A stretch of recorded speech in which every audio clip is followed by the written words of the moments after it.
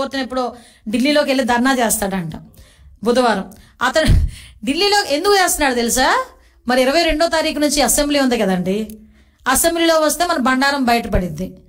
ఈ 10 రోజుల నుంచి కూడా చంద్రబాబు నాయుడు గారు ప్రతి డిపార్ట్మెంట్ నుంచి కూడా వైట్ పేపర్స్ రిలీజ్ చేస్తూ ఉంటే అందులో మనోడు తాలూకా భాగోతాలు, భూభాగోతాలు, దందాలు అన్ని బయటకు వస్తూ ఉంటే ప్రజల్లో ఒక చర్చ జరుగుతుందని, ఒక డైవర్షన్ పాలిటిక్స్ తీసుకోవడానికి, ఒక వర్గ విభేదాల మధ్య జరిగిన ఒక హత్యని బేస్ చేసుకుని బురద చల్లే ప్రయత్నం చేయడానికి ఈరోజు కిందకు వచ్చాడు. ఈయన లైమ్ లైట్ లో బయటకు వచ్చి ఈరోజు మాట్లాడుతున్నాడు. 23-24లో శ్వేతపత్రం లా అండ్ ఆర్డర్ మీద, గాంజా మీద, డ్రగ్స్ మీద అసెంబ్లీలో ప్రవేశపెట్టడానికి చంద్రబాబు నాయుడు గారు ఈరోజు అసెంబ్లీలో ప్రవేశపెట్టడానికి సిద్ధపడ్డాం. నీకు దమ్ము ఉంటే ఇక్కడే ఆటవిక పరిపాలన జరిగిపోతుంది, ఇలా జరిగిపోతుంది, అలా జరిగిపోతుంది అని నువ్వు అనుకునుంటే, నిజంగా నీ మనసాక్షికి నువ్వు అనుకునుంటే దమ్ముంటే అసెంబ్లీకి రా, అసెంబ్లీలో మాట్లాడేసుకుందాం. నువ్వు వెళ్ళి ఆ రోజు వెళ్ళి అసెంబ్లీ అయిపోయిన తర్వాత కూడా ఢిల్లీకి వెళ్ళొచ్చు. అసెంబ్లీ పీరియడ్లోనే ఢిల్లీకి వెళ్ళాల్సిన అవసరం ఏం లేదు కదా. ఉన్న పట్టుమని ఉన్న 11 మందిని నీతో కలిపి 11 మందిని కూడా ఎందుకు అటువైపు తిప్పేది? రమ్మని అసెంబ్లీకి, వాళ్ళకి అసెంబ్లీకి వెళ్ళాలన్న దాస్తోనే కదా ఎమ్మెల్యేలకి నెగ్గేది. రమ్మని అసెంబ్లీకి కూర్చోండి. అసెంబ్లీలో చంద్రబాబు నాయుడు గారు చెప్తారు. అందులో ఒకటి అబద్ధం అని కానీ, ఒకటి నిజం లేదని కానీ ఏదైనా ఒకటి చెప్పమానండి దమ్ముంటే. నేను ఛాలెంజ్ విసురుతున్నా, రా అసెంబ్లీకి రా నీకు దమ్ముంటే.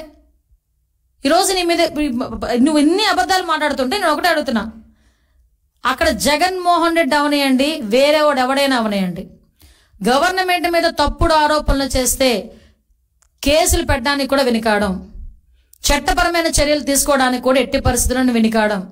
ఎవడైనా సరే, అక్కడ జగన్మోహన్ రెడ్డి, పులివెందుల ఎమ్మెల్యే జగన్మోహన్ రెడ్డి ఉన్నాడా, సమ్ ఎక్స్ ఉన్నాడా మాకు అనవసరం.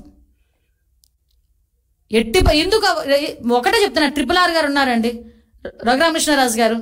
ఎందుకు ఆ రోజు నువ్వు తీసుకెళ్లి కొట్టించి చంపించేద్దామని కూడా ఆలోచన చేసి రకరకాలైన విన్యాసాలు చేసి అతను తీసుకెళ్లి అరెస్ట్ చేసావు? ఒక ఎంపీని, సిట్టింగ్ ఎంపీని. TV5 మూర్తి గారు ఉన్నారు, ఆయన మీద ఎందుకు రాజద్రోహం కేసు పెట్టావు? అసలు రాజద్రోహం కేసు అన్నదే లేదు. అసలు యాక్చువల్గా రాజద్రోహం కేసు అనేది నువ్వు చెప్పినట్టు నువ్వు పెట్టినట్టు ఉంటే కనుక ఫస్ట్ ఈ రోజు కేసు బుక్ చేయబోయేది రాజద్రోహం కేసు నీ మీదే ఫస్ట్ బుక్ చేయబోయేది. ఆ రోజు ప్రతి ఒక్కరి నోళ్ళు నొక్కి డిపార్ట్మెంట్ని తొత్తుల కింద వాడుకొని ఈ రోజు తిరిగి చంద్రబాబు నాయుడు గారి మీద, ఎన్డీఏ కూటమి మీద బురద చల్లి నేను గవర్నర్ దగ్గరికి వెళ్తాను, గవర్నర్ గారి దగ్గరికి ఇవన్నీ కాదు నేను కొన్ని ఇస్తాను. నాగమ్మ హత్య కేసు గురించి ఏమైందో చెప్పు. నాగమ్మ ఫ్యామిలీ దగ్గరికి వెళ్ళగలిగావా?